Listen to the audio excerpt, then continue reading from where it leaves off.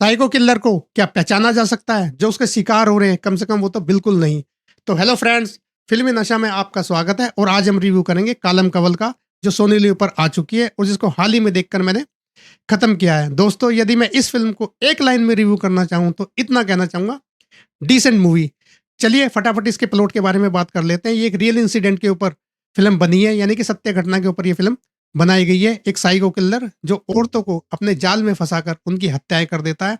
अब विनायकन, जो इस फ़िल्म में इन्वेस्टिगेशन ऑफिसर दिखाए गए हैं, उनको एक लीड दी जाती है कि इन औरतों की हत्याएँ कौन कर रहा है, किस वजह से इनकी हत्याएँ हो रही हैं और कौन इनको मार रहा है। वो साइको हो या जो भी हो, उसको आपको पकड़ना है।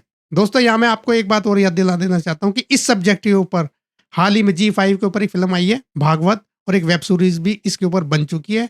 और यदि आपको याद हो तो क्राइम पेट्रोल के अंदर भी इस एपिसोड को दिखाया गया था। अब आप सोच रहे होंगे कि यदि हमने ये देख लिया, यदि आपने देख ली है तो फिर हम इस फ़िल्म को क्यों देखें? तो इस फ़िल्म को देखने का सिर्फ़ एक ही कारण है, एक ही रीज़न है, और वो है इस फ़िल्म के सुपरस्टार यानी कि ममूटी।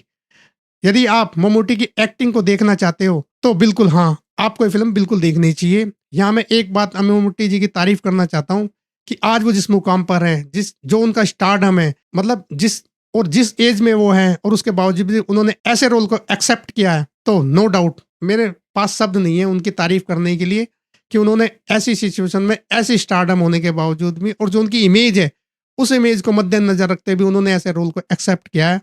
तो उनकी तारीफ़ तो बनती है। तारीफ़ क्या कहूँ मैं, मतलब कह नहीं सकता कि मेरे पास शब्द नहीं है उनकी तारीफ़ करने के लिए। अब हम विनायकन की बात करते हैं।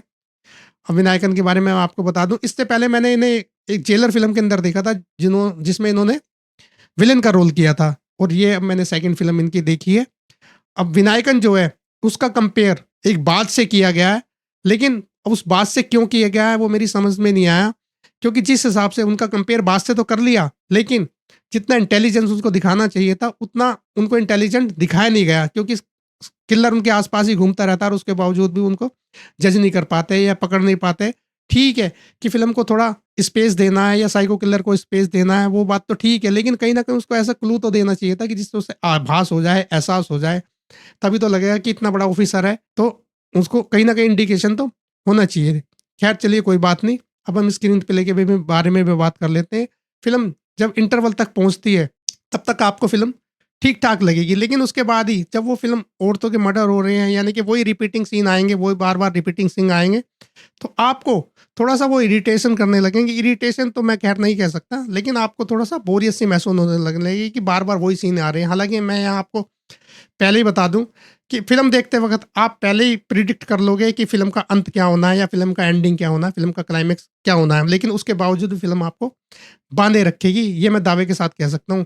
क्योंकि फ़िल्म का प्रेज़ेंटेशन इतना शानदार है, और यदि आपने वो फ़िल्म पहले फ़िल्म या वेब सीरीज़ वग़ैरह देखी है, तो फ़िल्म को में तो हो सकता है आपको कुछ नयापन ना लगे, क्योंकि वो सब प्लॉट को हम पहले देख चुके हैं, वही चीज़ को हम दोबारा देख देख रहे हैं।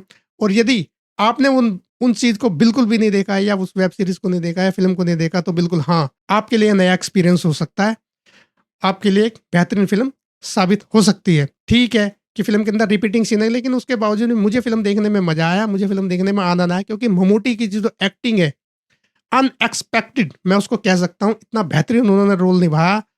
यहाँ मैं उनके रोल के बारे में या एक सीन के बारे में ज़िक्र कर देता हूँ कि जब वो इस फ़िल्म के अंदर सिगरेट पीते हैं, तो उनके फ़ेस पर ऐसी मासूमियत दिखाई गई है, और उनकी आँखों में एक साइको वाली जो बात है, रहस्यम भरी जो बात है, वो अलग चीज़ है। यानी कि उन दोनों को जो उन्होंने कॉम्बिनेशन दिखाया है, वो इतना बेहतरीन है कि सामने जो लड़की होती है या जो लेडी होती है, उसके सामने उनका फ़ेस एकदम मासूम हो, लेकिन उसके बाद ही क्या होने वाला है या आपको अच्छी तरह पता होगा, या आप अच्छी तरह जान ही लोगे कि इसकी हत्या होने वाली है। लेकिन उसके बावजूद भी उन दोनों का जो कॉम्बिनेशन एक्टिंग उन्होंने बरकरार रखा है, मेरे पास शब्द नहीं है उसकी तारीफ़ करने के लिए कि इतनी मासूमियत दिखाया, और उसके बाद जो उन्होंने वो करते हैं, औरत का कत्ल। तो बस मैं क्या कहूँ एक्टिंग के लिए, मतलब मज़ा आ गया मुझे देखकर, मेरे पास तारीफ़ करने लायक कुछ है नहीं। उनका उतना भोलापन, और इस एज के अंदर जो उन्होंने एक्सेप्ट किया ऐसे रोल को, तो वाक़ई सैल्यूट है सर। ममूटी जी, सैल्यूट है। अब रही बात विनायकन की, विनायकन के बारे में आपको बता ही दिया है कि उसको अगर मैं माइनस पॉइंट की बात करूँ, तो यहाँ मुझे थोड़ी-सी कमी लगी कि उनको थोड़ा-सा इंटेलिजेंट दिखाना चाहिए था।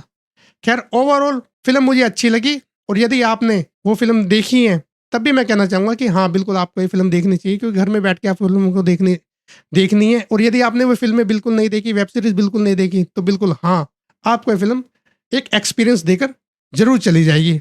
हालाँकि इस फ़िल्म के अंदर एक मैसेज भी मैं कह सकता हूँ, वो समझने वालों के लिए काफ़ी है कि किसी के ऊपर इतनी जल्दी भरोसा नहीं करना चाहिए, ख़ासकर लेडीज़ के लिए। तो बस ओवरऑल कुल मिला के ये था मेरा रिव्यू। यदि आपको वीडियो अच्छी लगी हो तो लाइक करना, और यदि आपने फ़िल्म देख ली तो मुझे कमेंट करके ज़रूर बताना कि आपको फ़िल्म कैसी लगी। तब तक मिलते हैं नेक्स्ट वीडियो में, तब तक के लिए टाटा, बाय बाय।